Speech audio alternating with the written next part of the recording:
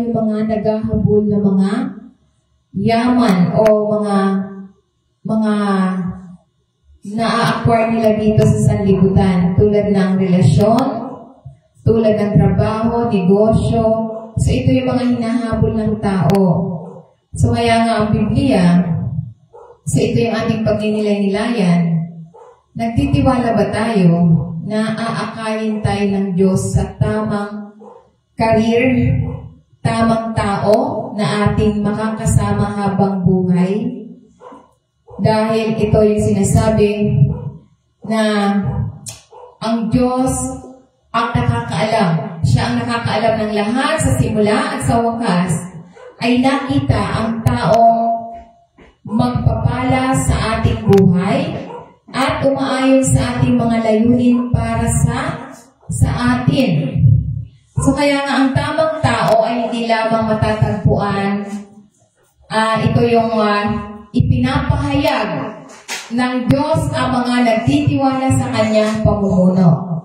Kaya nga ito yung ating pagninilay-nilayan na magandang balita na sinasabi sa banal na kasulatan. Nagtitiwala ba tayo sa Diyos na akayin niya tayo sa tamang trabaho or sa tamang relasyon, sa tamang tao? Dahil kapag tayo nagtiwala sa Panginoon, aakayin niya tayo sa tamang trabaho. Kung ano yung gusto natin na maging lifetime career, so igagabayan niya tayo or itatagpo sa atin. Ibig sabihin, aakayin niya tayo, dadalhin niya tayo. So, ibig sabihin, yung tamang tao at tamang negosyo or trabaho, ibibigay niya sa bawat isa sa atin. So, bawat isa ay sinusuportahan niya ang kanyang mga tao bilang mga buhay na halimbawa na siya yung gumagabay sa atin. Kapag tayo ay nagtitiwala sa Kanya, dahil nakikita niya ang bawat buong kinabukasan natin. Nakikita niya ang kasalukuyan ngayon at magpakailanman nakikita ng Diyos ang bawat sandali ng buhay natin. Yung mga taon na darating, alam niya na kung ano yung mangyari sa atin. So kaya nga ito yung tunay na dapat alam natin, kahit na ang hindi natin lubos na naiintindihan, dapat tayo magtiwala. Dahil sinasabi ng Panginoon, pinoprotektahan niya tayo sa mga maling pagligo. Kapag tayo nagtiwala, ito yung mga inaakay niya tayo. So, ibig sabihin, pinipigilan tayo ng kanyang patnubay sa pag-aaksaya ng oras. O kaya nga yung mga landas na mga patibong. So, iniiwas niya tayo kung tayo ay inaakay niya tayo sa mga tamang negosyo, tamang career, tamang relasyon para maiwasan yung iba, diba? Dahil sa mali yung kanilang relasyon, umabot na ng 15 years. At the end, hindi naman pala sila. So, sayang. So, dapat ito yung mga sinyales para hindi tayo magkamali. Na ito yung tulad ng pag-ibig or layunin na itinadhana sa atin ng Panginoon. Ito yung tamang tao na makakatulong sa atin sa pagtawag ng Diyos sa atin, hindi para tayo ay ilayo sa Kanya. So yan ang nais ng Panginoon sa atin. Kaya nga ang ating pagninilay-nilayan, ito yung signs. Signs God is leading you to the right person and career. So ito yung mga sinyales na inaakay tayo ng Diyos sa tamang tao at sa tamang career or trabaho or negosyo man ito. So ito yung dapat nating tandaan. Kung gusto natin na tayo ay hindi mag-aksaya ng oras, ito yung mga sign ng Diyos para sa tamang pag-akay niya sa bawat isa. So kaya nga, una, ito yung kapag ang tao na tama, ito yung your choice aligns with God's word. So dapat kapag tama na mula sa Panginoon, yung tao na yan o yung trabaho na yan ay naka-align sa salita lamang ng Panginoon. Ibig sabihin ng ating pinipili ay naayon lamang sa salita ng Diyos. Ang ating piniling naayon sa salita ng Diyos, ito yung right decisions flow from right belief. So, ibig sabihin, ito yung tamang desisyon na dumadaloy mula sa tamang paniniwala. So, ang mga ating pang-araw-araw na mga pagpili ay maaaring maglalapit sa atin sa kalooban ng Diyos. So, kung itong tao o trabaho na ito ay hindi makakapaglapit sa atin sa Diyos, ibig sabihin, hindi yan mula sa Diyos. Dahil hinihila ang bawat isa na palayo sa pananampalataya sa Diyos. Kapag inaayon natin ang ating mga desisyon sa banal na kasulatan, lumalakad tayo sa liwanag, iniiwasan ang hindi kinakailangang sakit. So, maiiwasan natin na tayo masaktan o naiiwasan na tayo ay gumastos. So, di ba, maraming choices, di ba? Maraming negosyo ang pinapasok. So, kapag mali yung negosyo na hindi align sa Panginoon, nadadamage ang, ibig sabihin, malaking pera ang nagagastos. Tapos, at the end, hindi naman pala iyon. So, kailangan yung mga trabaho, negosyo, ano man yung mga pagpipilian natin, dapat naka-align sa salita ng Panginoon. So, ito yung sinasabi na lumalakad tayo sa liwanag, naiiwasan ang hindi kinakailangang sakit at nararanasan ng mga pagpapala ang mga nagbumula lamang sa pagsunod sa Diyos. So, kailangan ayon sa salita ng Diyos yung ating mga choice. Yung right person and right career dapat naka-align sa salita ng Panginoon. Kaya sinasabi niya rito sa Psalm 119 verse 105, Your words is a lamp to my feet and a light to my path. So, ibig sabihin, kapag tayo ay yung choice natin, dapat ito yung salita ng Diyos ay nagbibigay sa atin ng direksyon. Sa paghanap man ito ng trabaho, career, o mga taong nilalapitan natin or mga taong gusto nating makasama habang buhay. So, dapat ang taong yan ay ang kanyang pamumuhay ay ayon sa salita ng Panginoon. So, ang salita ng Diyos ay nagbibigay sa atin ng direksyon. Tulad ng isang lampara sa dilim, ang banal na kasulatan ay gumagabay sa bawat hakbang at pinipigilan tayo sa pagkatisod o pagkakasala. So, kaya nga, let the word be the filter. Ibig sabihin, ito yung hayaan ng salitang ng Diyos na maging salaan o salain. Kung hindi ito tumutugma sa mga prinsipyo ng Biblia, hindi ito mula sa Diyos. So, ibig sabihin, kapag yung pinili pala natin, halimbawa, pumili tayo ng isang relasyon o tama na gusto nating makasama sa buhay, habang buhay, lalong-lalo na sa mga na pumipili ng magiging asawa. So, kailangan na tumutugma ang layunin nyo. Dahil kapag ang taong yan ay nilalayo ka sa pananampalataya mo sa Panginoon, hindi yan mula sa Diyos. Dahil maliwanag sa Biblia, yung mga taong hindi, ito yung sinasabi na, kung hindi siya tumutugma sa mga prinsipyo ng Biblia, hindi ito mula sa Diyos. So, kung yung mga, halimbawa, yung iniibig, halimbawa, may iniibig ang isang tao, tapos yung iniibig ng isang tao, wala palang panahon salita ng Diyos. So, hindi yan para sa'yo. Hindi yan gusto ng Diyos para sa'yo. Ikaw lamang ang may gusto niyan. Pero kung gusto mo yan, lalaki or babae man yan, kailangan natin ipag-pray na maging seeking siya sa salita ng Panginoon. So, kaya nga mababago kung ilalapit mo siya sa Panginoon. So, kaya nga dito sinasabi na kung hindi ito tugma sa prinsipyo ng Biblia, hindi ito mula sa Diyos. Gaano man ito kaakit-akit.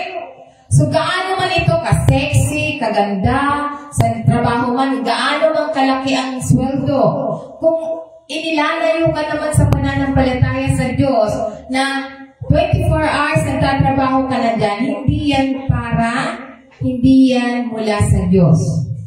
100% hindi mula sa Diyos. Yung mga trabaho o relasyon na walang salita ng Diyos. Kapag inilalayo ka sa pananampalataya sa Panginoon, hindi mula sa Diyos ang taong yan, o yung karir na yan, o yung negosyo na yan. Dahil, good morning, so kaya nga ito sinasabi sa banal na kasulatan, na ito yung daily guidance natin. Ito yung pang-araw-araw na patnubay, ito ay hindi lamang para sa malaking desisyon. Ngunit ito ay para sa pang-araw-araw na pamumuhay. Dahil ito yung clarity and confusion, ibig sabihin, kaliwanagan sa kalituhan. Kapag ang landas ay hinaharap na tila hindi tiyak, ang salita ng Diyos ay nagbibigay ng katiyakan. Kaya nga ito'y pinoprotektahan tayo mula sa mga panganib. So, inilalantad niya ng liwanag ang mga nakatagong bitag o mga maling patibong or pagliko. Kaya nga dapat, kapag gusto natin na tama ang Diyos ang umaakay sa atin sa tamang tao at tamang karir, kailangan your choice align with God's Word. So kung iyang tao o yung hanap buhay or negosyo ay wala, ibig sabihin ninanakaw niya yung oras sa Panginoon, hindi yan galing sa Diyos. Dahil maraming trabaho or negosyo, pag-araw ng linggo, dyan pa talaga sila excited na i-ano yung kanilang trabaho. So, hindi yan mula sa Diyos kapag wala na silang time sa Panginoon. At yung tao din, hindi din yan galing sa Diyos kapag yung tao na yan ay walang panahon sa salita ng Panginoon. So, kaya nga dapat alam natin ang mga choices natin sa paghanap ng tamang tao at tamang career. So, yan yung sinasabi para maiwasan tayo na mula sa panganib. So, kaya nga ang paglakad sa kanyang liwanag ay nangangahulugan ng pagtitiwala sa kanyang karunungan kaysa ating sariling pangunawa. So, kailangan natin na, kung gusto natin na tayo ay inaakay tayo sa tamang tao at tamang karir, kailangan natin na unahin natin ang Diyos. Kapag inuna natin ang Diyos, ang salita niya ang nangingibabaw sa atin. So, kapag salita niya ang nangingibabaw sa atin, may iwasan yung pag-aksaya ng oras, pag-aksaya ng pera. So, di ba kapag mali ang karir na tinatahak mo, yung iba lumulubog. Kapag mali naman yung tao na kinakasama or nagiging minamahal ng isang tao, ang iba, di ba, nagpapakaganyan na. So, dahil sa mali, so dapat ang piliin nating trabaho or career, dapat hindi napapahiwalay sa salita ng Panginoon. At dapat may panahon siya sa salita ng Panginoon. Dahil kapag wala, 100%, hindi magiging maganda ang buhay mag-asawa na wala ang salita ng Diyos sa isang pamilya.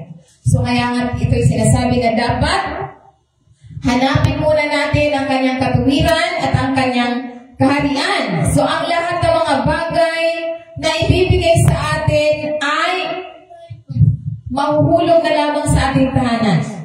Tulad ng isang career, isang relationship. Kapag ang ating career o relationship pagpipilian ay dapat dumadaloy mula sa paglakad kasama ng Diyos. So kung wala dyan, kung wala yung dalawang yan, yung career at relationship, wala ang Diyos kasama sa relasyon at career, 100% iyan yung may kahinatnan. Hindi nagiging maganda ang pagsasama, hindi nagiging maganda ang result sa kanilang career.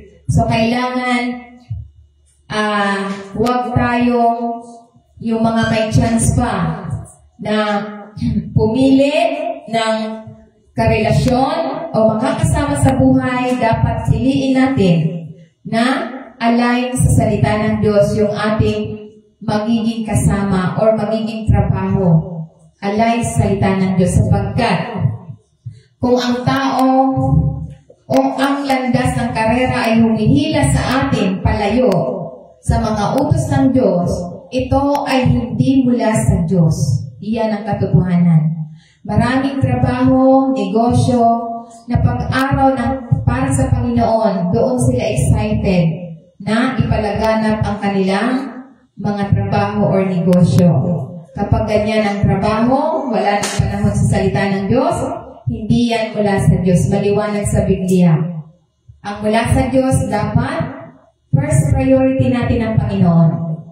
Dahil kung first priority natin ang Panginoon, lahat ng kailangan mo ng relasyon, kailangan mo ng career, ibibigay na lamang sa atin yan.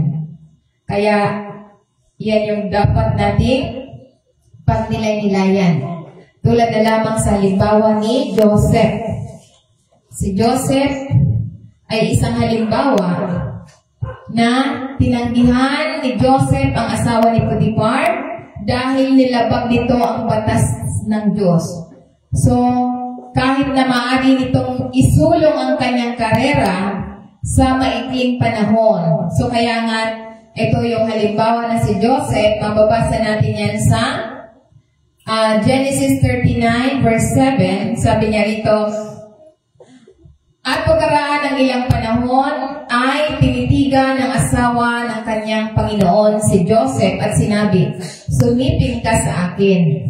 Sa verse 8, Genesis 39 verse 8, sabi dito, ngunit tumanggi siya at sinabi sa asawa ng kanyang Panginoon, narito, dahil sa akin ay walang pakialam ang aking Panginoon sa anumang bagay sa bahay at inilagay niya sa akin ang lahat ng tinatangkilik niya. So yun yung pinangahawakan ni Joseph. Sa verse 9, sabi niya rito, siya ay hindi dakila sa bahay na ito kaysa akin, ni hindi niya pinagkait ang aking anumang maliban sa iyong sarili. Sapagkat ikaw ay kanyang asawa, paano ako magagawang itong malaking kasamaan at pagkasala laban sa Diyos?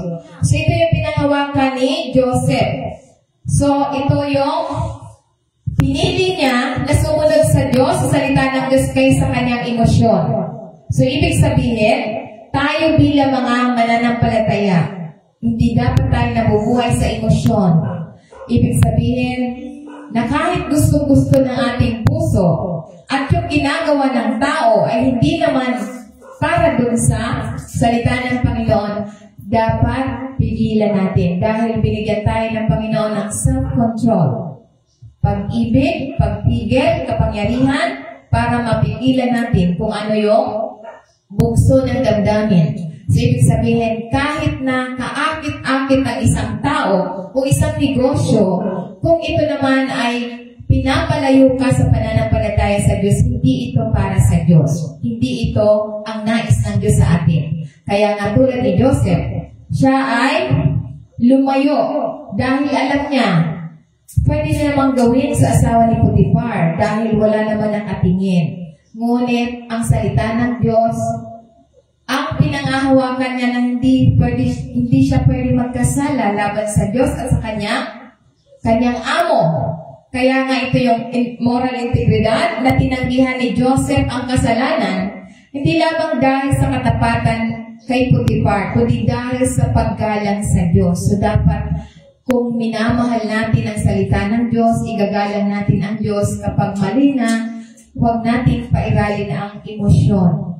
Kailangan, salita ng Diyos ang mangingibabaw. So, yan yung sinasabi, kung gusto natin na tayo pinamumunuan ng tamang tao at karir, kailangan natin na naka-align ang salita ng Diyos sa bawat mananampalataya. Huwag emosyon. Amen? So ano pa ang tinuturo? Pangalawa, ang tinuturo, signs God is leading you to the right person and career. Pangalawa, God opens the right door at the right time. So ito yung binubuksan ng Panginoon. Ang tamang pinto sa tamang panahon. Binubuksan ng Diyos ang tamang mga pintuan sa tamang panahon. So kaya nga ito sinasabi, maghintay tayo sa oras ng Diyos, huwag tayo magmadali. So ito yung kahit mabagal ang pakiramdam, kailangan natin na madalas natin gustong mabuksan ang mga pinto ngayon. Diba? Madalas natin pag may dumating na mga negosyo or trabaho, parang excited na tayo. So tayo, nag-decide na agad tayo ng mga ito, gusto mo to. So, hindi mo na ina-acknowledge ang Diyos. So, kailangan natin i-acknowledge natin ang Diyos sa lahat ng mga desisyon natin. Dahil sinasabi niya rito, maghintay tayo sa perfect timing niya, kahit na mabagal.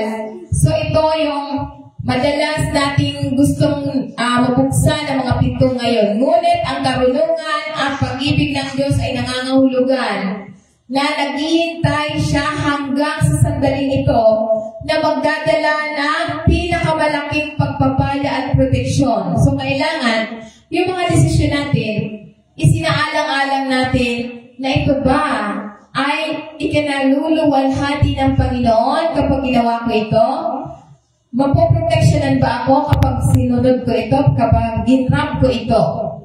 So, dahil ito yung sinasabi, ang pagtitiwala sa oras ng Diyos ay nangangahulugan ng pagsuko ng ating pagkainip at paniniwala na ang kanyang plano ay katumbas ng paghihintay.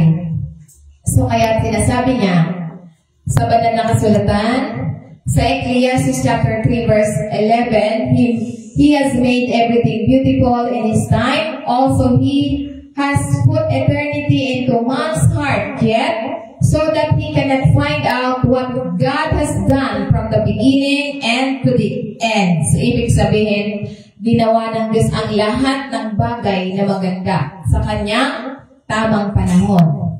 Gayunpaman, inilagay niya ang mga kawalang hanggan sa bawat puso natin. Ngunit upang hindi niya malaman kung ano ang ginagawa ng Diyos mula sa simula hanggang sa wakas. So, kapag natupad ang kanyang layunin. So, kaya nga ito yung sinasabi na limited human understanding. Ibig sabihin, limitado lamang ang pangunawa ng tao. Hindi natin lubos na maunawaan ang kanyang karunungan. So, makapagkat wala natin yung kanyang karunungan. Dahil ito yung sinasabi na ang pananampalataya sa ibabaw ng paningin. Dahil hindi natin nakikita ang buong larawan, lumalakad tayo sa pamamagitan ng pagtitiwala sa kanya mga pangako. So, hindi natin kailangan, paano natin malalaman ang pangako ng Diyos? Ito yung salita ng Panginoon. Yan yung pangako niya sa atin. So, kaya nga ito sinasabi na ang mga pagkakataon ay nahubog sa lugar ng walang pagmamanipula. So, ibig sabihin, kapag tayo nagpasako sa Panginoon, inaakay tayo sa tamang tao, tamang karir, binubuksan niya ang tamang pinto sa tamang panahon, at lahat ng ating kailangan ay mahuhulog na lamang sa atin, na walang kahirap-hirap. Hindi ka, di ba yung ibang magiging mayaman ka, pero ang laki ng investment para daw yumaman. Sa Panginoon, maniwala ka lang, gawin mo lang ang tama, magiging mayaman ka. Amen? Magiging mayaman tayo. Basta tama ang ginagawa. Maliban na lang kung mali ang ginagawa, kahit ano pagsisikap, at wala rin ang Panginoon sa buhay, wala rin. Yan yung sinasabi na ang pagmamadali sa unahan ay kadalasan humahantong sa pagsisisi. Ang pagtitiis ay nagpapahintulot sa Diyos na ihanda ang dalawang puso. So, kaya kailangan na huwag tayong magmamadali.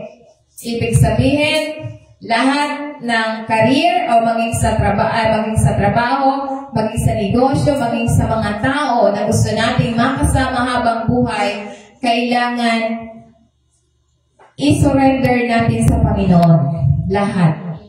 Dahil ito yung sinasabi, tulad na lamang sa halimbawa ni Esther.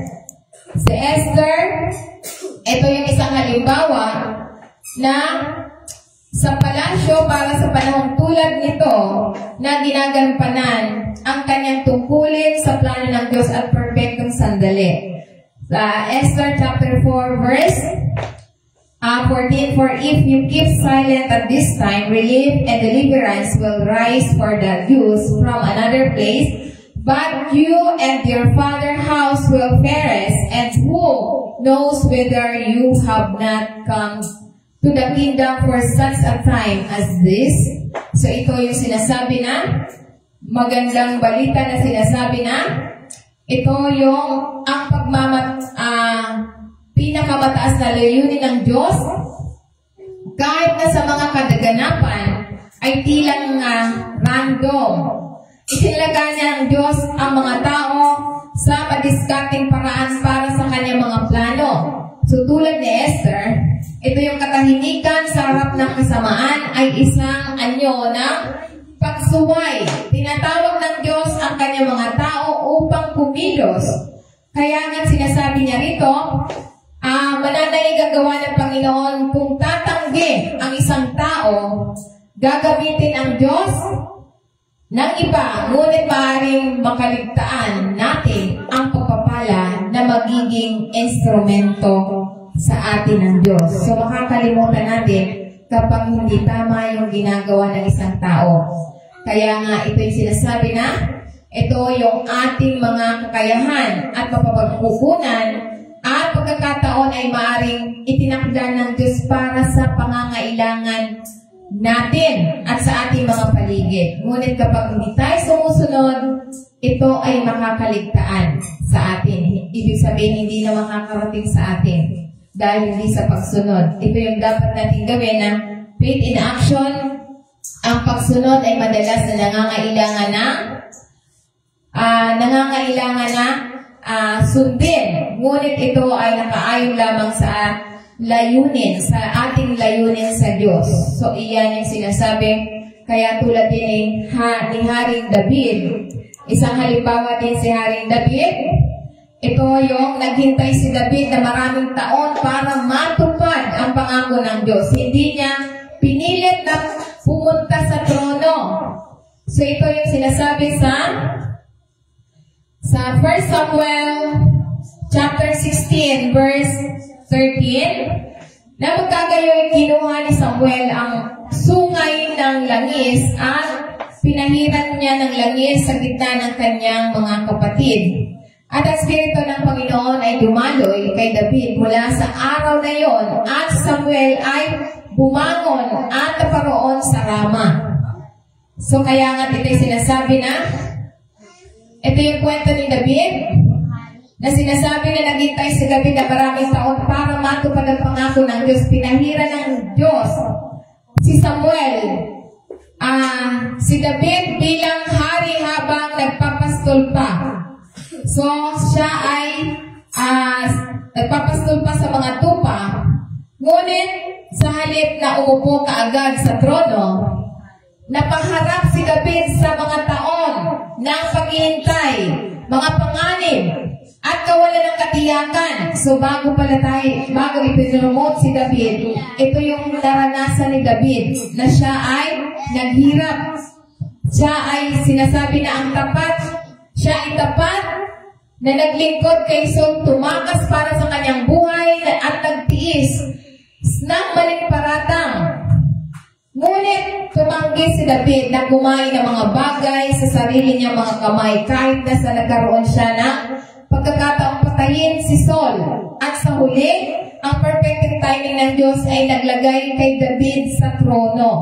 So dahil dito, si David ay nailagay sa trono dahil siya ay nag-antay sa perfect na panahon ng Panginoon. So ito yung mga taong iyon ay paghihintay ay humubog sa kanyang pagkatao. So nagpalakas ng kanyang pananampalataya at naghandog sa kanya upang mamuno ng may karunungan at kababaang loob. So kaya nga ito yung sinasabi sa banal na kasulatan, ito yung pampublikong kumpirmasyon sa pagpili ng Diyos, ang pagpapahid sa gitna ng kanyang mga kapatid ay nagpakita ng pagsang-ayon ng Diyos ay mas mahalaga kaysa opinyon ng mga tao. So kaya nga ito yung sinasabi na yung pangmatagalang pagbabago, ang Espiritu ng Diyos ay nananatili kay David mula sa araw na yon. Inihanda siya para sa bawat pagbubukod, pagsubok at tagumpay sa hinaharap. So yan yung sinasabi na si David ay nasa kanya na ang trono dahil sa kanyang paghihintay.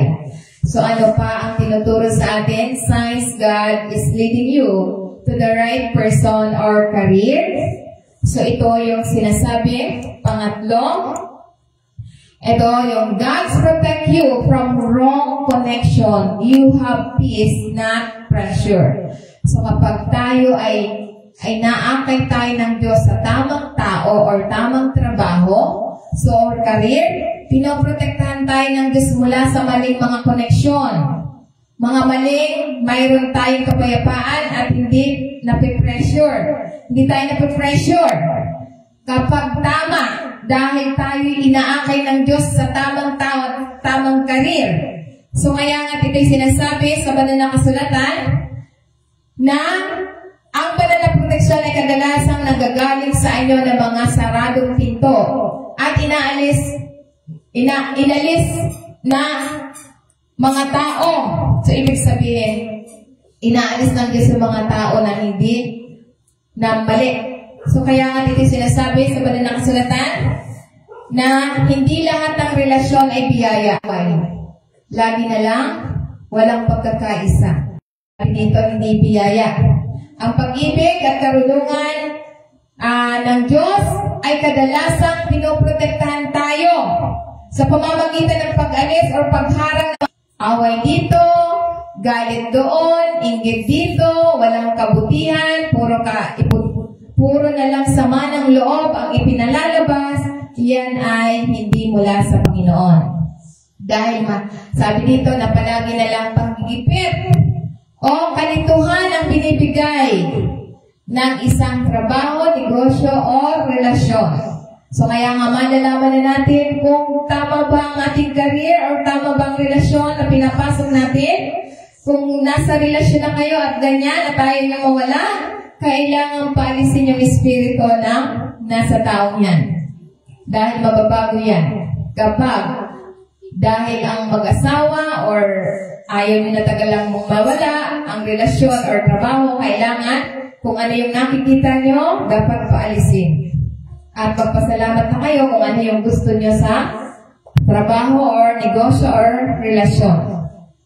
So kaya nga ito sinasabi, ang pangunguna ng Diyos ay may kasamang panloob na katiyakan, kapayapaan, kaligayahan, may daan na tilang tama, ngunit sa uli ito ay patungo sa kamatayan. Akala natin nakakaakit, maraming mga babae o lalaki na nakakaakit, pero pag naandyan ka na, para ka naman pala danger of self-resilience. So, ibig sabihin, panganib sa pag-asa lamang sa sarili. So, dahil umaasa ka sa nararamdaman mo, ayan, napahamak. Wow, pa ito. Kanin ang hindi naghahanap ng patnubay ng Diyos ay maaaring humantong sa kapahamakan. So, kaya nga, lagi natin inuulit-ulit lahat ng desisyon natin, kailangan natin ipag-pray. So, kahit na feeling natin ay parang gustong-gusto ko na itong trabaho ito, gustong-gusto ko na itong career na ito, gustong-gusto ko na yung taong ito. Pero hindi naman pala yun yung dinesign ng Diyos. Kung talagang gusto mo, mababago din yan sa pamamagitan ng prayer. Kaya nga, yan yung sinasabi na, mapanlin lang na anyo. Ang kasalanan ay kadalasang mukhang kaakit-akit. Diba? Mukhang kaakit-akit. May mga bagay na kaakit-akit. Yung pala, hindi naman pala. Marami dyan. Hindi nakakapinsala sa una. Ngunit pag naandyan ka na, nakakapinsala pala. Kaya nga, yan. So, kailangan natin matuto na tayo sa pagkakamali. Amen? So, hindi yung padalos-dalos. Dati yung gusto ko lang talaga noon, nung ako'y wala pang asawa. Gusto ko lang talaga, matangos ang inom. Nung mag-asawa na pala kami, kailangan pala may diskarte sa buhay. Wala akong alam nun eh. Basta ang alam ko lang, matangos ang ilong lang ang gusto ko nung pumapang-asawa. Hindi ko sinabi na, hindi ako nangarap na kailangan may pangarap siya, kailangan may trabaho siya, kailangan, wala yun sa isip ko noon, yung mga ganon. Pero hindi rin naman ako nagsisisi. Dahil matangos naman talaga siya. Tapos, at saka, mapait din naman. So, kumbaga, yung ang prayer ko noon, matangos ang ilong, at the same time, hindi na ako maglalaba. Natupad yun. So, dahil nung araw, alas 4 ng umaga, naglalaba na ako. Dahil pagdating ng alas 10, papasok na ako sa school. Dahil pag hindi ako naglaba ng umaga, di paano na ako makakapasok sa school. Kaya, pinangarap ko talaga noon na kapag ako'y nagkapamilya na, ayoko nang maglaba. Kaya natupad din naman yun. Kasi ang sipag ng asawa ko maglaba. So, yun yung kailangan kapag tayo naghahanap ng partner, specific na. At kung wala din ng katangian ng isang kapartner natin o katangian, at gusto natin yung gustong tao sa iyong magiging kapartner. So, kailangan specific para maprotektahan tayo sa maling connection. Halimbawa, si Buboy. Joke. Halimbawa, ako na lang baka magalit. Halimbawa ako, mag-aasawa ako. So, kailangan na pagiging asawa ko, kung ano yung layunin ng Diyos sa akin, yun din magiging layunin niya. At kailangan, magiging din siya. Iyon yung specific. At kailangan mabait, masipag, supportive, at higit sa lahat, may pangarap. Kasi mahirap din pala yung mag-asawa ka na ikaw lang ang nangangarap. Dahil kapag ikaw lang ang nangangarap, hihilahin ka ng pababa. Dahil wala siyang pangarap eh. Kailangan pareho kayong may pangarap. Dahil kapag isa lang ang nangangarap at punong-puno ka ng pangarap, maiiwan ka din. Ibig sabihin, hindi niya kayang sumabay. So kaya kailangan, iyon yung kung tayo ng Diyos sa mga maling koneksyon para tayo magkaroon ng kapayapaan. So di ba kapag marami tayong pangarap tapos yung pangarap, yung kapartner natin walang pangarap. So, di ba parang naiinis? Di ba? Ano ba naman to? Sao ba to? Di ba? So, kailangan, yun. First experience. Ito yung sinasabi ng kababaang loob sa harapan ng Diyos. Ang isang matalinong tao ay sinusuko ang bawat desisyon sa Panginoon. So, kailangan natin isuko. Kaya kung ano man yung ating mga pangarap sa buhay, araw-araw natin ipinilehan siya. Dapat sinusulat natin kung hindi natin kayang i-memorize. Ako, minimemorize ko na yun eh. Yung mga gusto ko, pinimemorize ko na. Araw-araw yun. Thank you, Lord. Thank you na lang. Hanggat hindi natin nakakamtan, thank you. Pero pag nakamtan mo na, lagi ka rin magte-thank you. Na manatili. So, kaya nga dito sinasabi na, ito yung isuko natin dahil kung minsan ang kanyang hindi ay pinoproteksyonan niya tayo. So kung hindi tayo pinapahintulutan ng Diyos sa mga tao or career para tayo ay ilayo, pinoprotektahan tayo para sa mga dalamhati, mga sakit, pagkagambala, at spiritual na pinsala. Di ba maraming mga mag-asawa na pinipigilan yung magsimba yung isang tao So, kailangan yung ating kapartner din, dapat iisa ang pananampalataya. Dahil kapag hindi iisa ang pananampalataya, ang blessing, hindi siya mag-ugma, hindi rin papasok. Laging may kontra. So, kailangan iisa. Dahil ito yung pinakamahalaga na dapat iisa ang pananampalataya ng isang tao. Halimbawa, relasyon. Halimbawa, may plano na or asawa mo, dapat iisa ang pananampalataya. Dahil tulad na lamang sa halimbawa ni Ruth. Si Ruth, mababasa natin yan.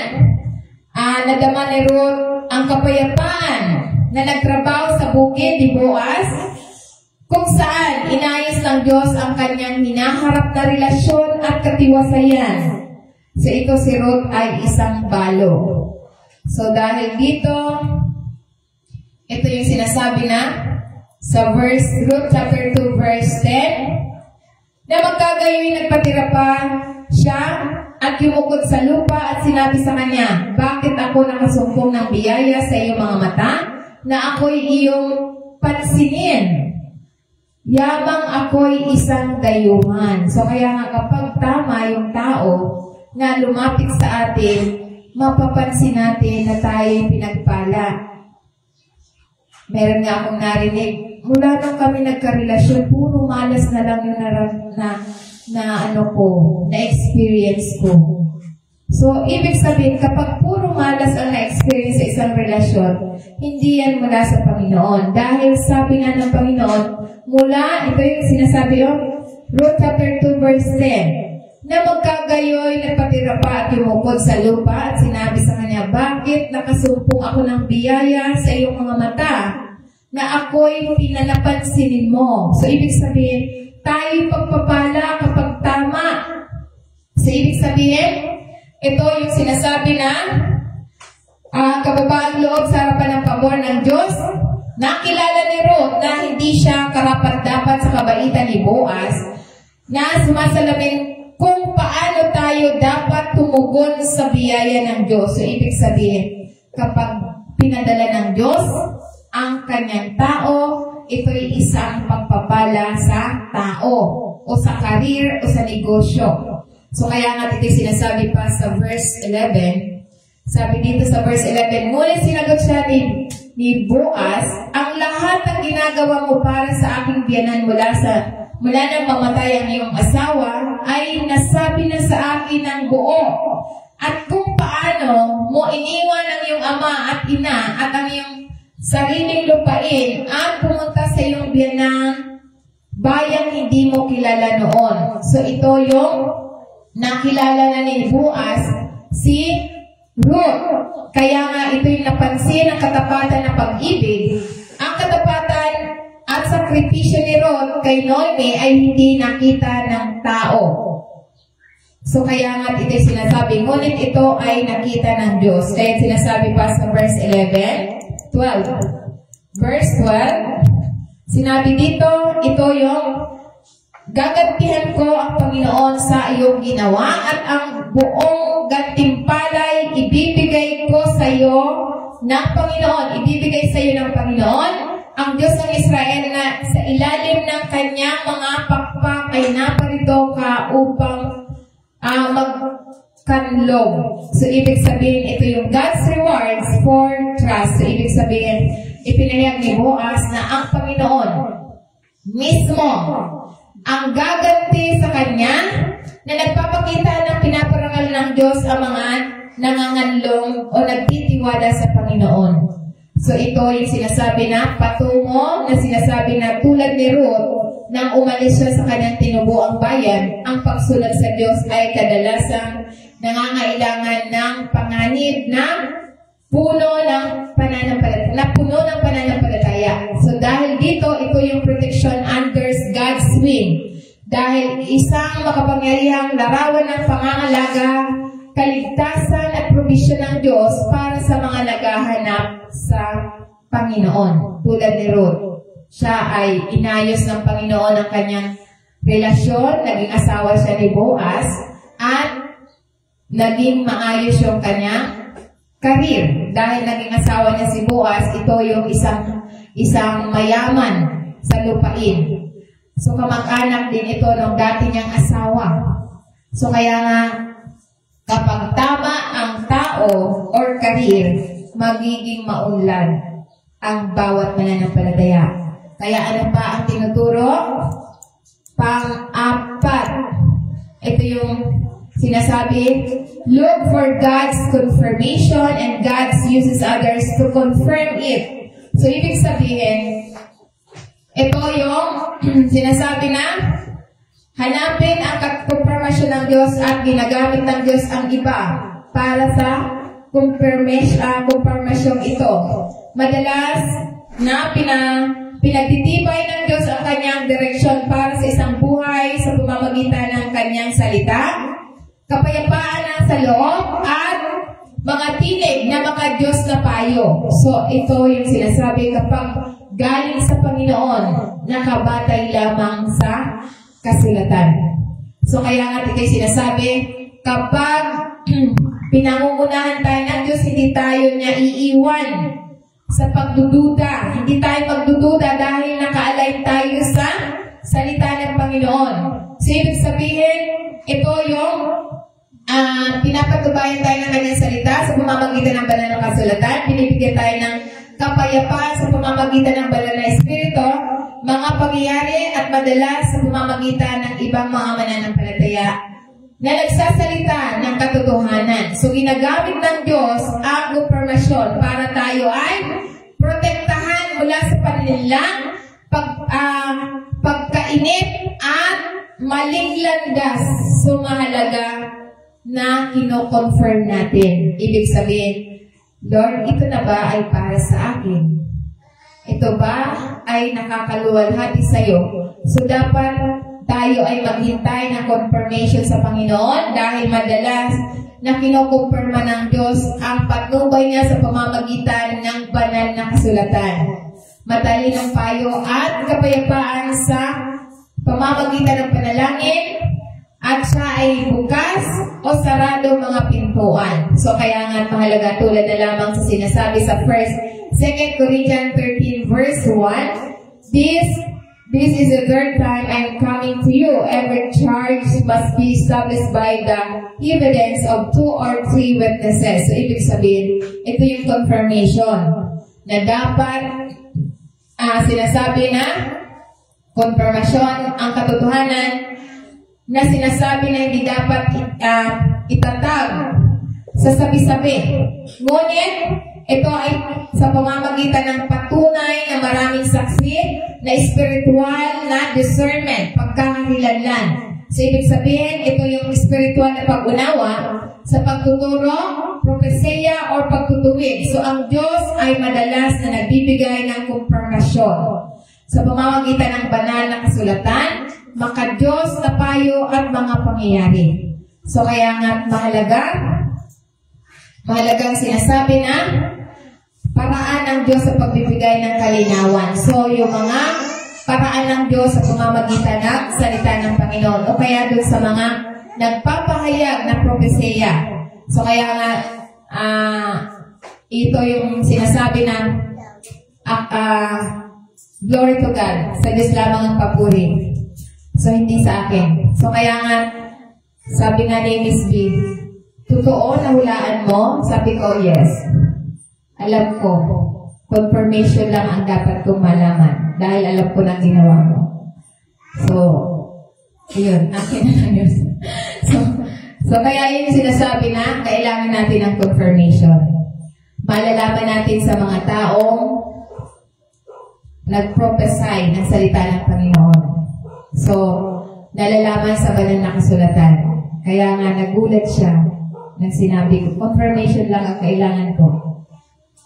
Kaya, ayun, dapat tuloy-tuloy siya ng paglilingkod sa Panginoon. Dahil kahit naman anong gawin natin, kung hindi tayo naglilingkod sa Panginoon, magiging palpak. Good morning. Good morning po. Good morning. Start na tayo. Good morning. So, ayun. So, nagulat si Miss B. Dahil sabi ko, confirmation lang ang kailangan. Payo. So, yung kami na mga nagsasalita ng Diyos, yun yung mga Diyos na payo. Kaya kami bilang mga nagpapahayag din ng salita ng Diyos, kapag lumapit ka, minsan, nalalaman na rin namin kung ano yung sa akin, sa ating lahat. So, nalalaman ng mga Diyos na payo ang nangyayari dahil ang Diyos ang nag-reveal. Binibigyan tayo ng discernment para malaman natin kung ano yung nangyayari sa kapwa natin. So, kaya nga, ito yung sinasabi bago mag-desisyon. Ito yung sinasabi sa banal na kasulatan, tulad na lamang sa halimbawa ni Samuel. Si Samuel, ito yung sinasabi ng langis sapagkat ito'y siya. So, ito yung God, ito yung nagtakda. Pinili ng Diyos ay nagtakda ng mga tao. Si David ay ang pinakabata at hindi pinapansin na maging kanyang ama. Ngunit nakita ng Diyos ang kanyang puso. So, pag nakita ng Diyos ang ating puso, tayo yung ginagamit ng Diyos. Ito yung sinasabi para sa kanyang layunin.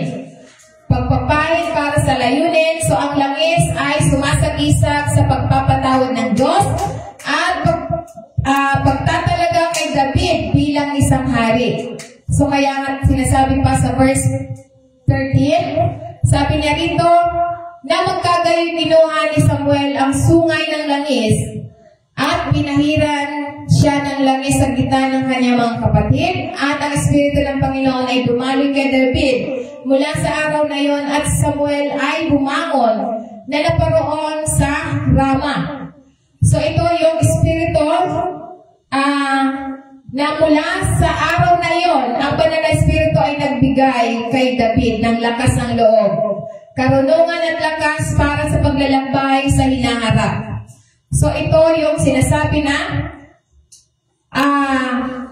paghahanda bago ang ito yung paghahanda, pagamat pinahiran si David ay nahaharap pa rin si David sa mga taon ng paghihintay, paglilingkod at pagsubok. So kahit na tayo ay pinahiran o kahit na tayo itinalaga, lahat tayo ay haharap o makakaranas ng mga pagsubok tulad ni David. Siya bago siya itinalaga bilang maging hari, siya ay sinubok. Sinubok yung kanyang paglilingkod, siya'y naghintay. So, ganoon din tayo. Kapag tayo ay naghahangad na maging maayos, na tayo pinamumunuan ng Diyos, tayo ay maharap din sa mga pagsubok. Pagsubok sa trabaho, sa maging kapartner sa buhay, may mga pagsubok. Tulad ni David, nung siya ay ma-promote, siya din ay humarap sa mga pagsubok sa kanyang paglilingkod bago siya maging hari. So kaya nga, ito yung sinasabi na banal na kasulatan, look for God's confirmation and God uses others to confirm it. So dahil gusto ng Panginoon na tayo lagi niyang puprotektohan. Kaya nga, bawat desisyon natin, tingnan natin ang confirmation sa pamamagitan ng salita ng Panginoon at hindi sa salita ng tao. Kaya nga sinasabi pa, ano ba tinuturo sa bawat isa sa atin? God, signs God is leading to you the right person and career. Number 5, God knows the whole path before you start. So ibig sabihin, bago natin gawin ang pakikipag-ugnayan sa iba at sa negosyo, alam na ng Diyos ang landas, buong landas, bago pa tayo magsimula. So, alam na ng Diyos. So, ang gusto lang ng Panginoon, i-acknowledge natin siya. Kilalanin natin siya. Bawat desisyon, bago tayo mag-decide, kilalanin natin siya. So, ibig sabihin, bago natin gawin ang mga hakbang, unang hakbang, nakikita ng Diyos kung ano ang patutunguhan natin, bawat detalye, bawat magiging kahinatnan natin, alam na ng Panginoon. So, nakikita na niya. So, ibig sabihin, gusto lamang ng Diyos na kilalanin natin siya sa bawat desisyon natin. Dahil alam niya kung ano ang magiging mangyayari sa ating mga desisyon. So, kaya nga, maaaring nakita lamang natin ang susunod na hakbang. Ngunit nakikita ng Diyos ang buong paglalakbay natin. Mula sa simula hanggang sa wakas, alam ng Diyos. So, kaya nga alam niya sa simula, sa mga hamon sa daan, sa mga huling hantungan, alam ng Panginoon. Ito yung katotohanan tayo ay tumatawag sa atin na tayo magtiwala lamang sa Kanya sa lahat ng ating ginagawa. Dahil alam niya bago magsimula. At katapusan alam niya. Kaya ang gusto niya na kilalanin natin siya, lumangkad tayo na maging masunurin, at magpahinga tayo sa Kanyang perfectong plano. Kahit na ang landas na hinaharap ay hindi malinaw sa atin. So kahit nalalabuan tayo, kailangan natin na i-surrender natin sa Panginoon. Nakikita ng Diyos ang hindi natin kayang gawin. So kaya nga alam niya ang mga tao at mga pagkakataon, mga pagpapala sa atin. Dahil ang gusto niya sa atin, gusto niya pagpapala ay hindi kasamaan. Ayaw niya na tayo mapahamak, ayaw niya tayo na pumunta sa isang mga tao na mali. So ang gusto niya para sa atin, maganda ang ating pakikipag-ugnayan sa ating mahal sa buhay, pamilya, anak, negosyo. Ito ay humuhubog sa atin para tayo mabuhay sa isang sinasabi na mapagpalang buhay. Ang isang maling hakbang ay maaaring magbago sa ating mga direksyon. Sa loob ng maraming taon.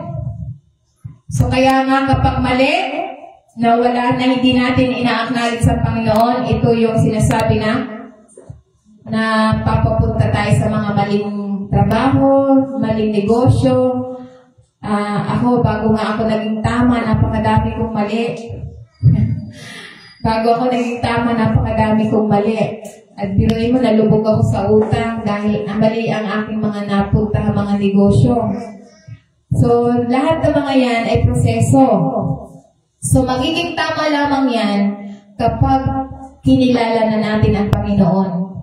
Dahil noon, wala naman akong Panginoon eh. Lagi na lang ako. Magaling ako kasi nakapag-aral nga ako eh.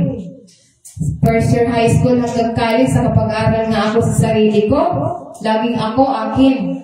So kapag ganyan, ay babagsak. Tulad ni King Nebuchadnezzar. Si King Nebuchadnezzar, kwento ko lang yung kwento ni King Nebuchadnezzar. Nung siya ay hari, lagi niyang pinupuri ang kanyang kaharian dahil sa kanyang ginawa. So, dahil doon na lagi niyang pinupuri ang kanyang kaharian, napakinggan siya ng Panginoon. So, anong ginawa ng Panginoon sa kanya? Inalis siya sa pagiging hari. At isinama siya doon sa mga hayop, na para na siyang namuhay ng hayop. Sa loob ng 7 taon, namuhay siya na parang hayop. Naibalik lang sa kanyang katinuan na nung tumingala na siya sa langit, ibig sabihin, in-acknowledge niya na ang Panginoon na siya lamang ang makapangyarihan sa lahat. Na siya lamang makapangyarihan sa langit at lupa at wala nang kasing katulad niya. So, nung in-acknowledge niya yung ganon, doon lang siya, bumalik ang katinuan, bumalik sa kanyang kayamanan, bumalik ang kaharian. So, ganyan ang tao, kapag laging sarili niya ang kanyang ipinagmamalaki. Tulad ko din, nung sarili ko lang din ang lagi kong itinataas.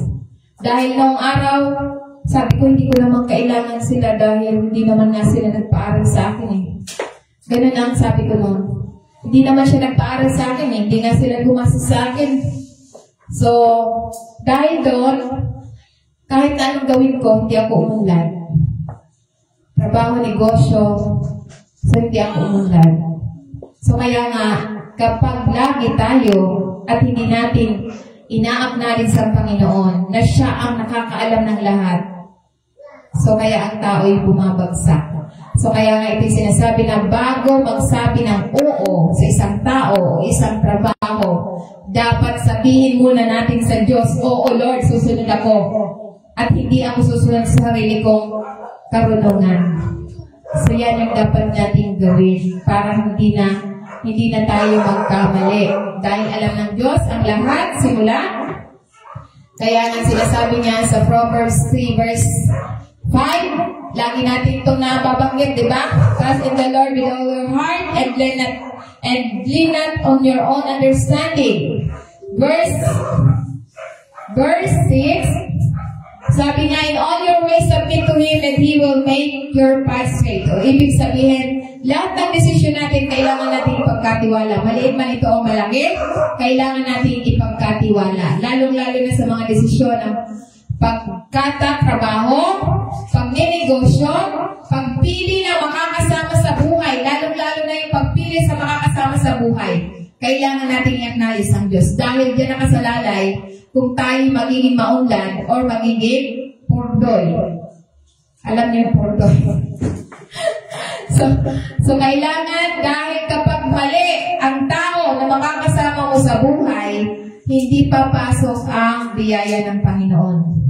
So, kaya nga ito'y sinasabi na lahat ng desisyon natin kailangan natin ibigay sa Panginoon.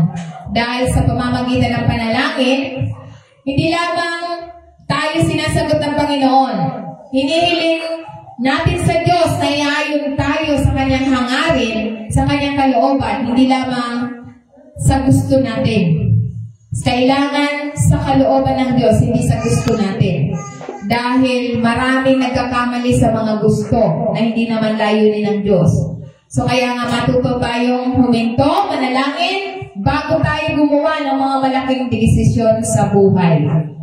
So kaya nga sinasabi pa na dapat ito yung sinasabi na kailangan natin araw-araw tayong sumuko sa Panginoon na siyang nagbubukas ng pinto para sa malinaw na patnubay sa bawat mananampalataya. Sa lahat ng ginagawa natin, siya ay nagbibigay ng patnubay upang tayo ay patuloy na mamubuhay tayo sa pamantayan pamamaraan ng Diyos.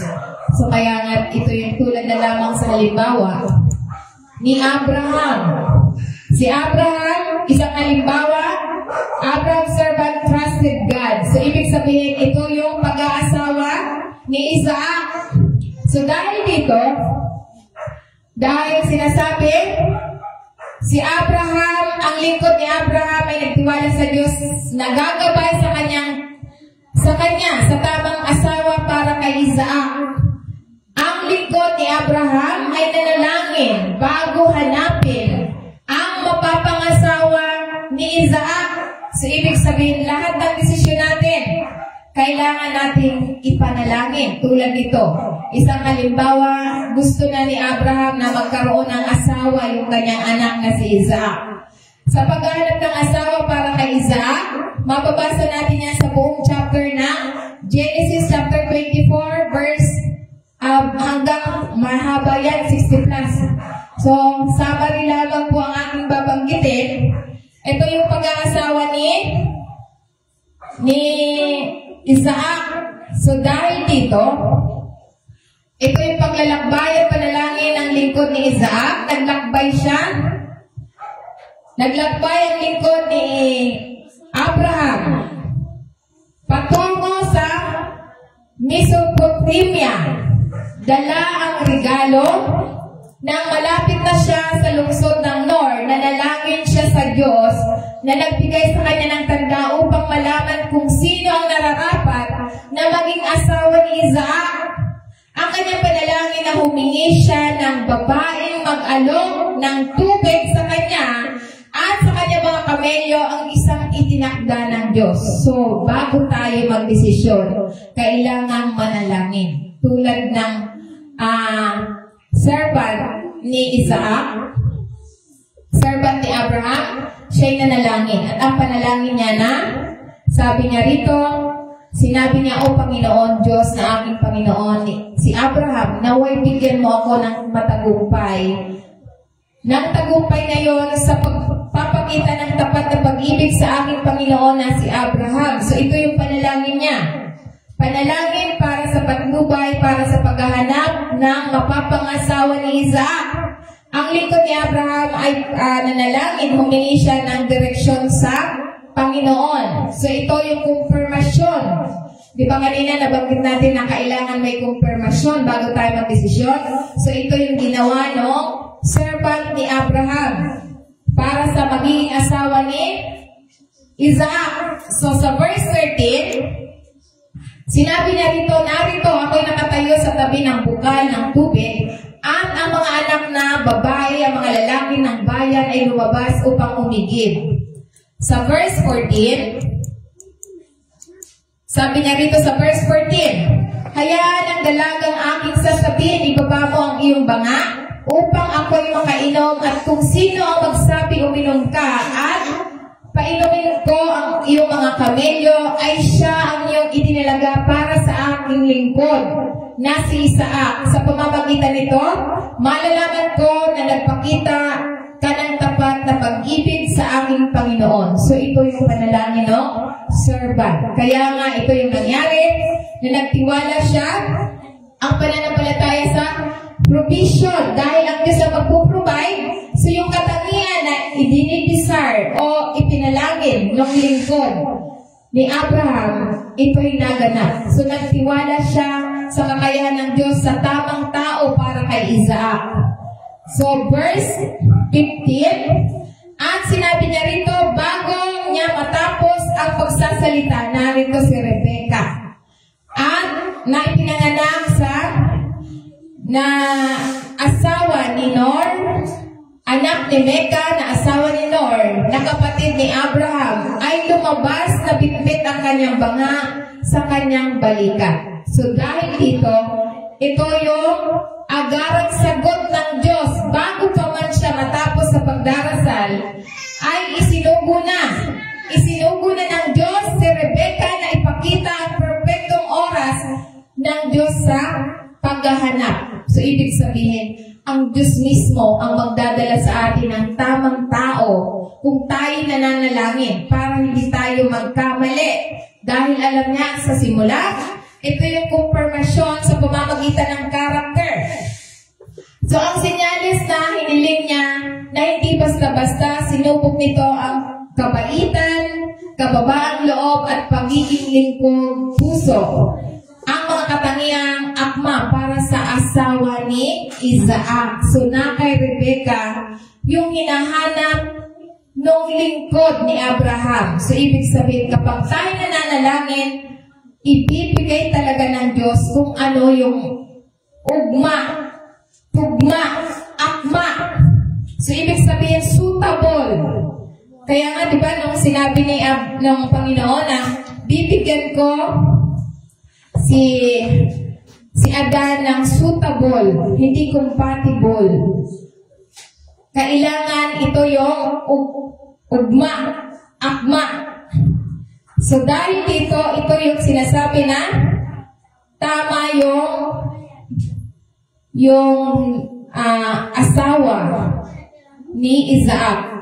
So dahil dito, dahil matanda na si Abraham, kaya kailangan niya na magkaroon na ng asawa si Isaac. Kaya nga sa panalangin ng kanyang servant, so natupad, nakahanap ng mapapangasawa si Isaac. So dahil dito, ito yung confirmation na ang paglalakbay ay naglalapit sa atin sa Diyos, hindi palayo sa Kanya. So kapag tama ang relasyon, tama ang karir, hindi tayo ilalayo sa Diyos. Ngunit mananatili tayo nakakapit pa. So kung iyang relasyon or trabaho ay nakakapagpalayo sa iyo sa Diyos, hindi yan padala ng Diyos. Yan ang nasa Biblia.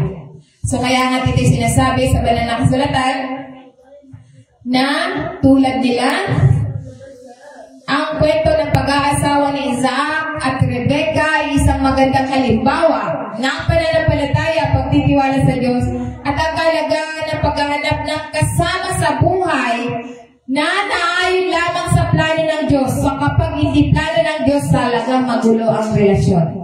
Magulo ang trabaho, negosyo, kapag hindi plano ng Diyos. Kaya bago natin gawin ang plano, ang nais ng puso natin, kailangan natin ibatay natin sa plano ng Panginoon. At tanungin natin ang Diyos sa lahat ng ating desisyon. So ano ba ang tinuturo sa atin? Ito yung sinasabi na, God knows your future and purpose. So, since God is leading you to the right person or career, dahil siya ang alam ng Diyos, ang iyong kinabukasan at layunin. So, alam ng Diyos ang ating kinabukasan, gusto niya ay ligtas.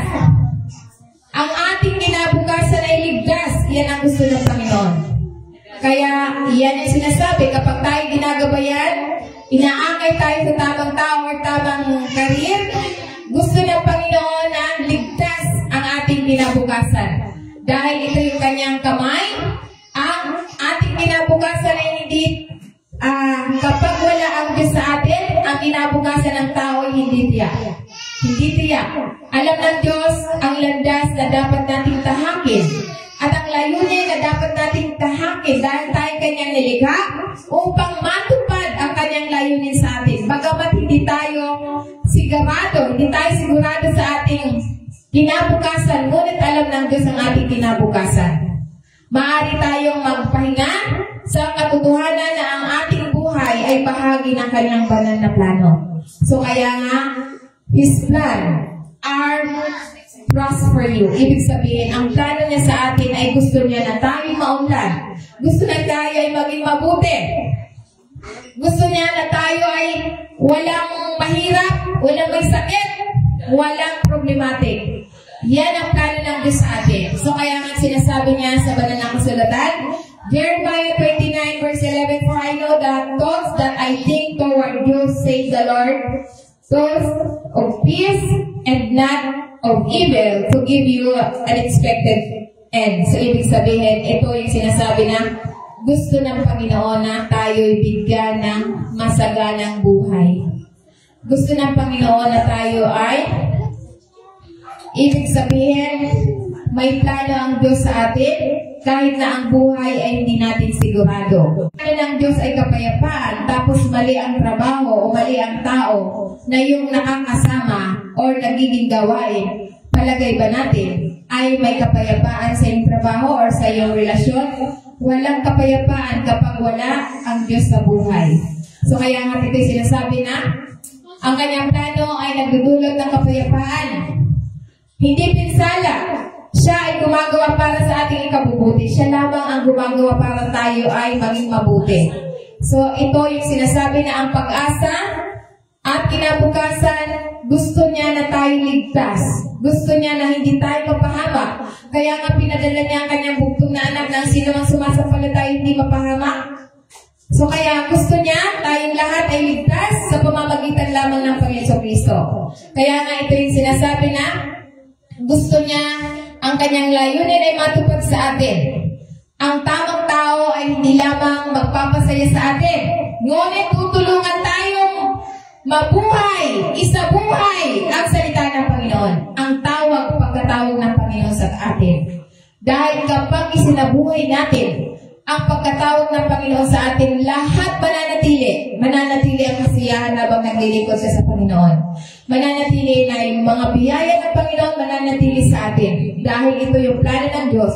Ang plano niya sa atin ay pagpalain tayo. Pero ang kondisyon niya, para tayo pagpalain, kailangan natin maglingkod sa Kanya. Dahil yun talaga ang layunin ng tao. Hindi layunin ng tao magtrabaho, mag-asawa, o mag-career. Ang layunin ng tao, to glorify God, paglingkuran siya. Dahil ang pangako niya sa atin, kapag naglingkod tayo sa Kanya, anong gusto mo? Trabaho, negosyo, career? Idadagdag na lang sa atin. Amen? So yan ang pangako niya sa atin. So kaya lang, nasa atin ang pagpili. Kung bakit nasa sitwasyon ng mga tao, dahil pinili natin yon. Hindi yung pinili ng Diyos para sa iyo. Hindi pinili ng Diyos na ikaw ay lagi kang na problema. Hindi pinili ng Diyos na wala tayong makain. Kaya lang, dahil sa hindi nga tayo sumusunod sa Diyos, kaya nakakaranas tayo ng mga pagsubok. Kaya nga ito yung halimbawa na sinasabi na anuman ang plano ng Diyos ay pagpapala ng higit sa isang tao. So, kaya nga ito yung sinasabi, gusto ng Diyos na lahat tayo pagpalain. Gusto ng Diyos na tayong lahat ay walang sakit. Gusto ng Diyos na tayong lahat ay walang paghihirap. Iyan ang purpose ng Panginoon sa ating buhay. Yan ang layunin ng Diyos. Ang layunin natin sa Diyos, kailangan natin maglingkod sa Kanya. Dahil ito ang kaakibat ng binibigay ng Diyos sa atin. Ibig sabihin, ito yung kondisyon para makamtan natin yung pangako sa atin. So, kaya nga, iyan yung sinasabi tulad na lamang sa halimbawa ni Daniel. Si Daniel ay isang halimbawa na ginamit ni Daniel ang kanyang bigay Diyos sa karunungan sa isang karera sa gobyerno para iligtas ang mga buhay at parangalan ng Diyos. So, mababasa natin yan sa Daniel chapter 2 verse 46. Sabi dito, ito yung 46. Ito yung sinasabi na magkagayon nagpatira pa ang hari ni Nebuchadnezzar at nagbigay galang kay Daniel at nag-utos na ihandog sa kanya isang handog ng kamangyan. Sa verse 47, sumagot ang hari at nagsabi kay Daniel, tunay na ang Diyos ay Diyos sa mga Diyos at Panginoon ng mga hari at tagapagpahayag ng mga hiwaga sapagkat naihayag mo ang hiwagang ito. Sa verse 48, sinabi dito na magkagayon binigyan ng hari si Daniel ang mataas sa karangalan at maraming dakilang kaloob at ginawa siyang pinuno ng buong lalawigan sa Babylonia at punong-puno sa lahat ng pantas ng Babylonia. Sa verse 49, sabi nga rito si Daniel ay humiling sa hari at kanyang hinirang na sina Sadrach, Mesach at Abednego sa mga gawain ng lalawigan ng Babylonia. Ngunit si Daniel ay nananatili sa korte ng hari.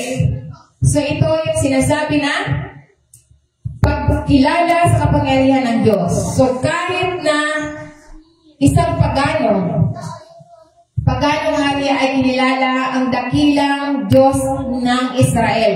Si King Nebuchadnezzar ay pagano. So ibig sabihin, paganong hari. So yung paganong hari, siya yung nagsasampa sa mga larawan, mga gawa ng tao. So kaya nga dito sinasabi na pagkilala ng tapat dahil nagtiwala si Daniel sa Diyos, itinaas siya ng isang lugar na may mataas na karangalan at impluwensya.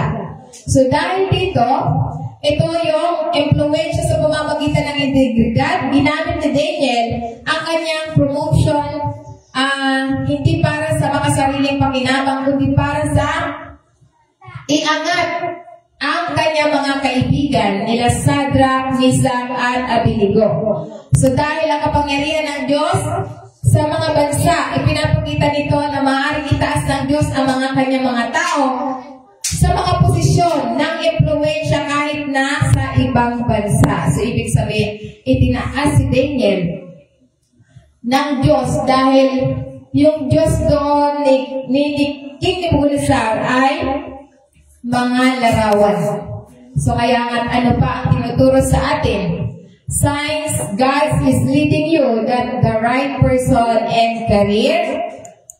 So, pang-pito, it brings natin sa atin, maihayag sa atin ng Diyos ang kanyang kalwalhatian.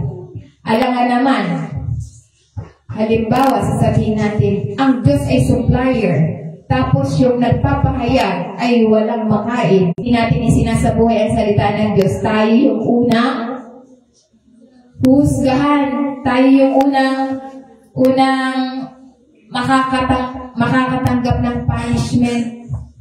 Yung judgment. So kaya nga ito yung sinasabi natin na totoo ang Diyos natin. Tapos pagdating natin sa iba, parang wala namang pagbabago. Paano mag-glorify ang Diyos sa atin? Paano luwalhatiin ang Diyos sa atin kung tayo mismo na nagpapahayag ay laging tingin, lagi na lang nanghihina o lagi na lang parang walang pera? Do you think na sasabihin parang namang hindi naman totoo ang Diyos niya?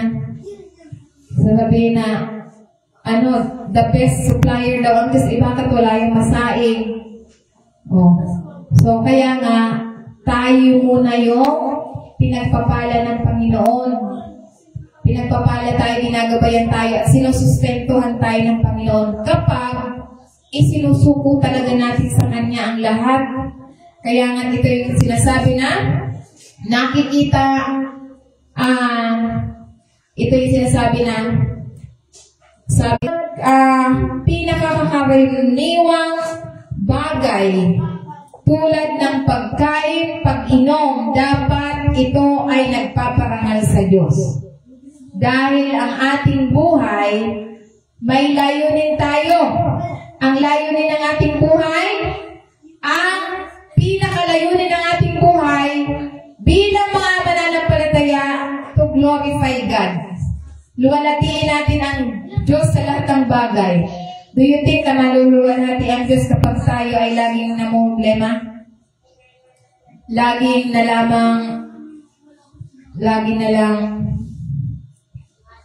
nangungutang wala dito, wala dito sa iba.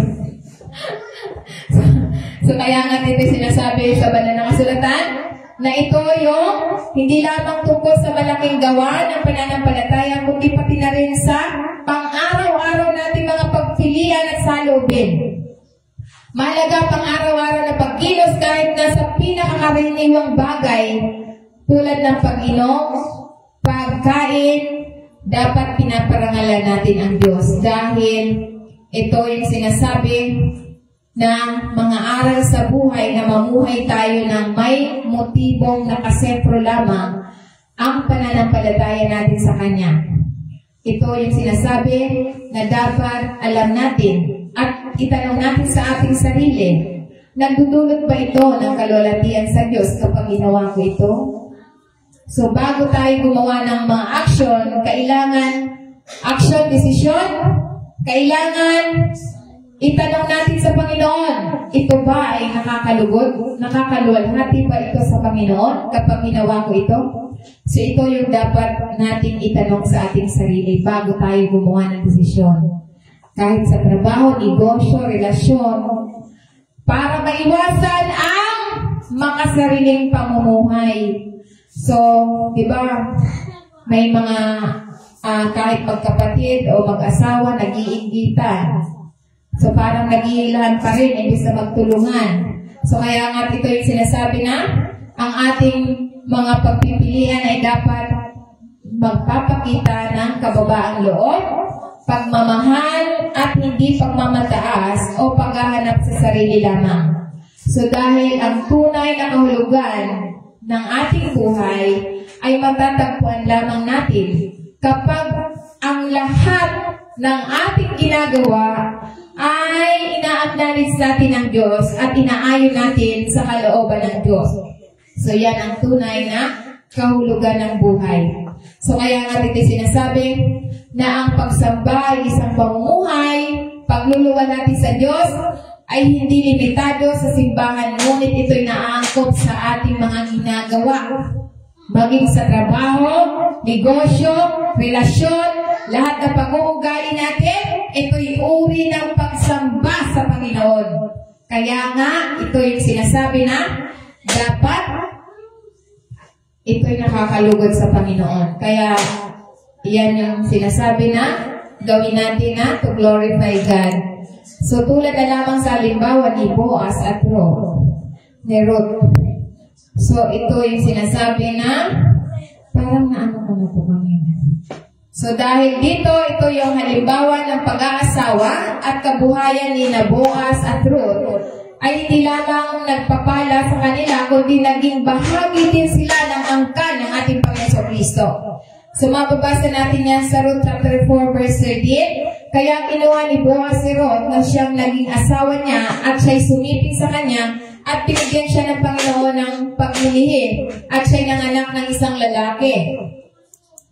Sa verse 14, na magkagaling sinabi ng mga babae kay Noemi, pagpalain nawa ang Panginoon ang hindi nag-iwan sa iyo sa araw na ito nang walang manulubos at naway nilalanin ang kanyang pangalan sa Israel. So ito yung God's redemption story. So ito yung kwento ng pagtubos ng Diyos si Ruth na nagdating byuda at dayuhan ay naging bahagi ng pamilya ng tipan ng Diyos.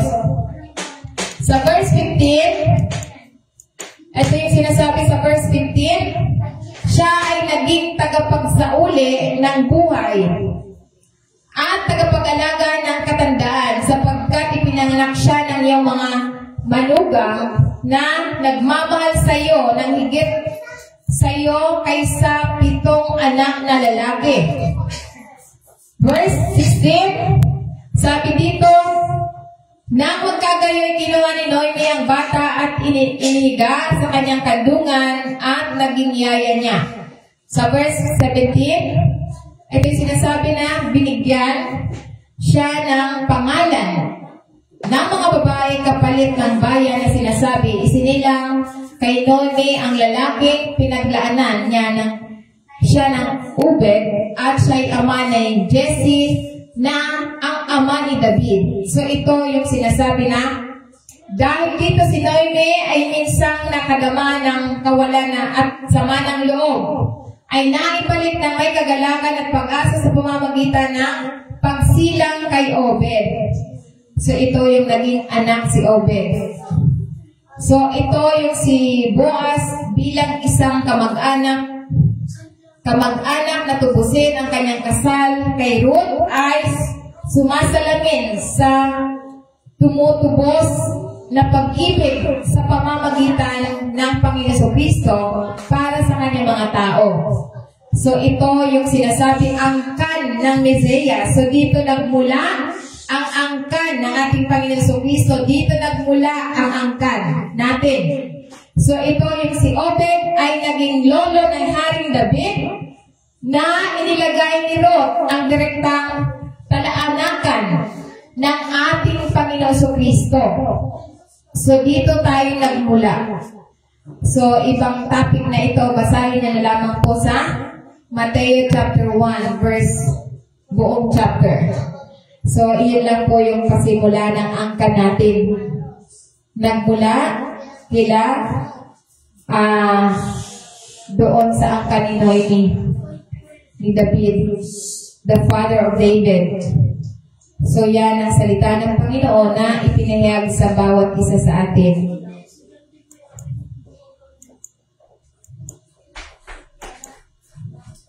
So tulad na lamang din sa halimbawa ni Apostle Pablo. Si Apostle Pablo ay isa ding inilipat sa banal na espiritu mula sa Asia patungo sa Macedonia para lamang sa mas dakilang plano ng Diyos. So dahil ang pinag-uusapan natin, right person and right career. So ito yung sinasabi si Apostle Pablo, itunuro siya sa tamang direksyon ng kanya magiging career. So sa verse 6, Acts 16 verse 6, at sila'y naglakbay sa lupaing Phrygia at Galatia na pinagbawalan ng Espiritu Santo na magsalita sa Asia. So ang Banal na Espiritu ang pumigil para sila'y mangaral doon. Sa verse 7, at nang sila'y mag-akay sa Mysia, ay sinubukan nilang pumunta sa Betania, ngunit hindi siya pinaintulutan ng Banal na Espiritu ng Panginoon Kristo. So ito yung guided by the Spirit of God. So, nais si Apostle Pablo ng kanyang mga kasama na mangaral sa ilang sa mga rehiyon. Ngunit inilipat sila ng Banal na Espiritu. So, kapag Kapag hindi tayo pinahintulutan ng banal na Espiritu, madadiverse tayo dun sa tamang itinuro sa atin. Tulad ni Apostle Pablo. So, hindi sila pinayagan. So, sa verse 8, sabi niya rito, kaya't sa pagdaan sa Mysia ay lumusong sila sa Troas. Sa verse 9, sa isang pangitain, nagpakita kay Apostle Pablo sa gabi, isang lalaking taga-Macedonia, ang nakatayo roon na humihimok sa kanya at nagsasabi, tumawid ka sa Macedonia at tulungan mo kami. So ito yung kapangyarihan ng Diyos sa misyon ni Apostle Pablo. Ang Ebanghelyo ay kakalat hindi sa pamamagitan ng plano ng tao, kundi sa plano, sa pamamagitan ng direksyon ng Diyos. So yan ang sinasabi na kahit na ano yung excuse me. So dahil dito, ito yung pagtawag ng Macedonia. Ang pangitan nito ay minarkahan sa pagpasok sa Ebanghelyo sa Europe. So ito yung sinasabi na upang na humuhubog sa pinabukasan ng mga mananampalatayang Kristiyano. Kaya sinasabi pa sa verse 10, sabi niya rito, at ang makita ni Apostol Pablo ang pangitain, pagdakay pinagsikapan namin matuloy sa Macedonia, tinakala namin tinawag kami ng Diyos upang ipangaral sa kanila ang Ebanghelyo. Dahil dito, ito yung pagkamasunori ni Apostol Pablo. At kahandaan, kaagad na tumugon si Apostol Pablo na nagpapakita ng pagpapasakop sa pangunguna ng Diyos. So, kahit pala tayo nangangaral, kapag hindi gusto ng Diyos na doon tayo mangaral, tayo ay dadalhin niya tayo sa tinuturo niya na lugar, tulad ni Apostol Pablo. So, hindi siya pinahintulutan na pumunta sa lugar ng Europe, ngunit siya ay pinapunta sa Macedonia. So dahil dito, ito yung banal na kasulatan, signs God is leading you to the right person and career. So kaya nga't mahalaga na tayo ay inaakay tayo ng Diyos sa tamang tao at tamang trabaho kung tayo'y nagtitiwala sa Kanya. So aakayin niya tayo sa tamang tao at sa tamang trabaho, negosyo, yan ang kondisyon na dapat tayo ay magtiwala tayo sa Kanya. Ang tamang tao at tamang negosyo or career ay hindi matatagpuan,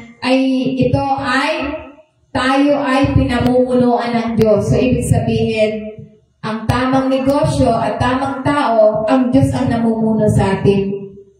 So kaya nga sinasabi niya, kapag lubos tayo nagtitiwala sa Diyos, hindi tayo basta-basta mapupunta sa mga lugar na mali or mga trabaho na mali, kundi mapupunta tayo sa tamang lugar.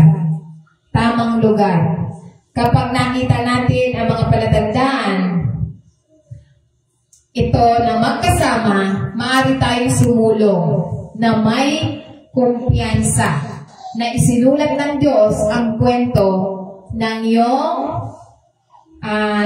negosyo o ng iyong pag-ibig at ginagabayan tayo sa gawain sa ating buhay tulad ng ginagawa niya na hindi mabibilang na mga tao tulad ng halimbawa sa kasulatan na kapag ang Diyos ang gumawa ng kwento o inaakay tayo sa tamang tao o tamang karir, magiging maganda ang buhay, mapayapa ang buhay, masaganang buhay, at patagumpay na buhay kapag inaakay tayo ng Diyos. Dahil tayo nagtitiwala. So kaya nga ang tamang relasyon at tamang karera ay hindi matatagpuan sa swerte. Ito ay natutuklasan natin sa pamamagitan ng pagsunod. Pagsunod sa Diyos na handa tayo na magpasakop sa Kanya.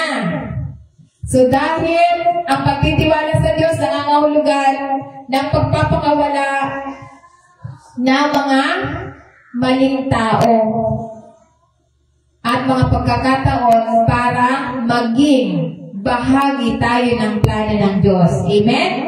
Praise the Lord. So, purihin ang Panginoon. Kaya alam na natin ang tamang negosyo, tamang relasyon. Kapag nasa relasyon na kayo, kailangan ipag-pray. Pray lang ang susi para hayahayang buhay, walang problema, walang may punong-puno ng kapayapaan, kaligayahan, at kaaya-ayang buhay ang bawat buhay mag-asawa at buhay pamumuhay bilang pinagpala ng Diyos. Amen. Praise the Lord. Purihin ang Panginoon. Palakpakan po natin ang Panginoon. Tayo po tumayo.